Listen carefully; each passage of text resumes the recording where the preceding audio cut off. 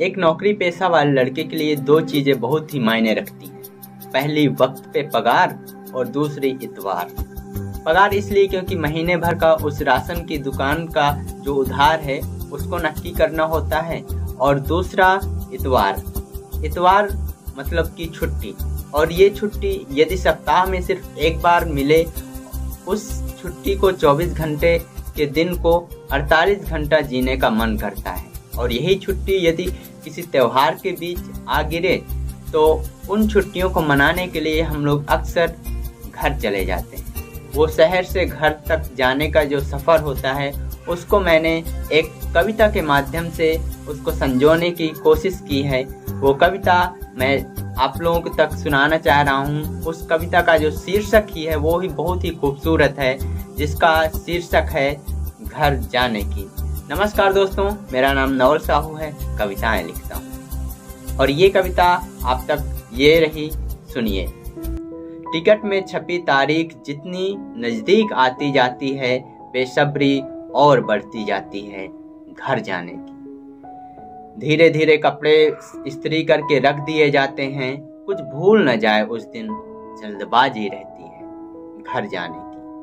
Bag पूरा भरा रहता है लेकिन टिफिन फिर भी खाली रह जाती है, क्योंकि उसमें खुशियां भरी रहती हैं घर जाने की। ट्रेन का स्टेशन से 1 मिनट भी देरी से छूटना नागवार है। ऐसा हो हम हो सवार और ट्रेन पकड़े अपनी रफ्तार घर जाने की। खिड़की से बाहर देखने पर पहाड़, नदियां, पेड़ पीछे छूटते जा रहे हैं, मानो वो भी एक जिद्दी दौड़ लगा रहे हैं हमारे साथ घर जाने की। शहर अपने पहुंच रास्ते से समोसे ले जाना, मीठी चटनी लेकर तीखी चटनी भूल जाना पुरानी आदत बन गई है घर जाने की। दोस्तों, वो शहर से कमाकर लौटा लड़का हमेशा के लिए घर का होना चाहता है कि अब वापस शहर नहीं जाना, लेकिन फिर भी वापसी की टिकट वो लेकर आता है। वो सभी को यही दिखाना चाहता है कि वो दिखता अच्छा है। नए नए कपड़े ले लेता है, जूते भी अच्छे चमकदार लेके, अच्छी परफ्यूम वाला बॉडी स्प्रे लगाकर जब गली से निकलता है तो लोग कहते हैं फला भैया का लड़का है, पंजाब कमा कर आया है। अपना सारा ध्यान पैसे जुटाने में वो लगाकर भूल जाता है कि एक धन अच्छा स्वास्थ्य होना भी होता है, पर उसकी ओर ध्यान नहीं देता। और वही नए कपड़े उसके शरीर को ऐसे जकड़े हुए होते हैं जैसे मानो उसका शरीर नहीं, एकमात्र हड्डियों का ढांचा है। और पैसे की गर्माहट भी होती है उस वक्त, तो जिसके कारण 2-4 दोस्त भी आगे पीछे घूमते रहते हैं। तो उस शहरी बाबू को लगता है कि उसकी धौंस अभी भी कायम है गांव में, और वो अपने गिरोह को लेकर उस गली से जरूर निकलता है जिस गली में कई शामें बिताई हैं। जाहिर सी बात है वो गली बहुत ही महत्वपूर्ण होगी, जहां से होती हुई कई फोन कॉल शहर तक पैदल चली जाती। साक्षात उसे देखकर पैर चलते रहते हैं, लेकिन नजरें ठहर जाती हैं उन बिखरी, उन पुरानी शामों को पाने की लालसा में। महंगाई बढ़ाने में इन्हीं का योगदान ज्यादा रहता है, क्योंकि सस्ती चीजें भी इन लोगों को महंगे करके बेच देते हैं, क्योंकि इनकी वेशभूषा ऐसी रहती है और इन वेशभूषा के चलते ये महानुभाव मोल भाव करने में भी हिचकते हैं। इन महानुभावों को भले अपने स्वास्थ्य की चिंता हो या ना हो, लेकिन माँ को बरोबर रहती है। उनको ये चिंता खाई जाती है कि इनको क्या बनाकर ऐसा खिला दिया जाए जिससे अच्छी सेहत पा जाए।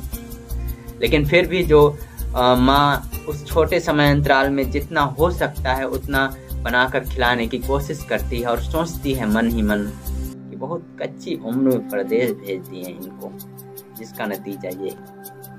अमूमन लोग जब शहर से घर आते हैं तो प्लानिंग करके आते हैं, क्योंकि त्योहारों में सबको छुट्टी मिलती है, चाहे वो नौकरी पेशा वाला इंसान हो या फिर पढ़ाई कर रहे हैं उसके दोस्त।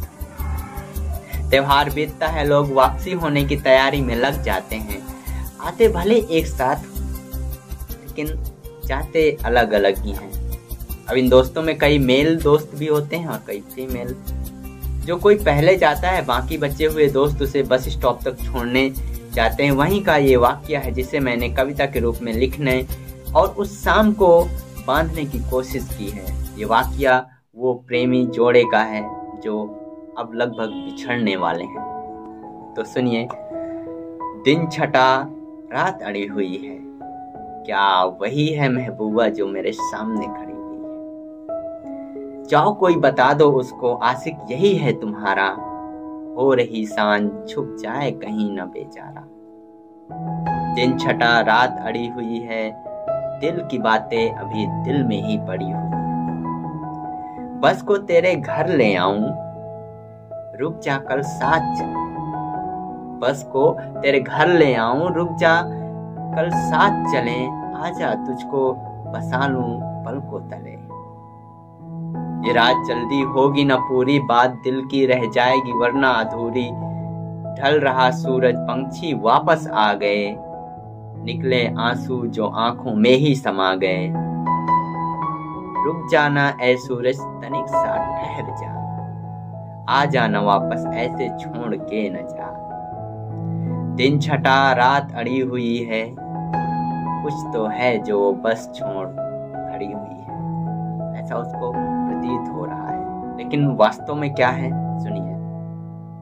कुछ तो है जो बस छोड़ खड़ी हुई है, सांझ भी जैसे रुक गई है। क्या ये सच है, तू भी रुक गई है। सूरज की लालिमा छा गई है या धुंधला है मंजर, सांसें भी रुक गई हैं। अब दिखता न कुछ धुआं के सिवा, कोई न था यहाँ मेरे सिवा। दिन छटा रात अड़ी हुई है, रो रो के आंखें सूझ पड़ी हुई। अब इसके बाद इसका दिन भी नहीं कटने लगा, लेकिन रुकना तो था ही, क्योंकि वापसी जाने की जो डेट टिकट में है उसे आने में कुछ वक्त बाद। नई नई आंखें हो तो हर मंजर अच्छा लगता है। कुछ दिन शहर में घूमे लेकिन अब घर अच्छा लगता है।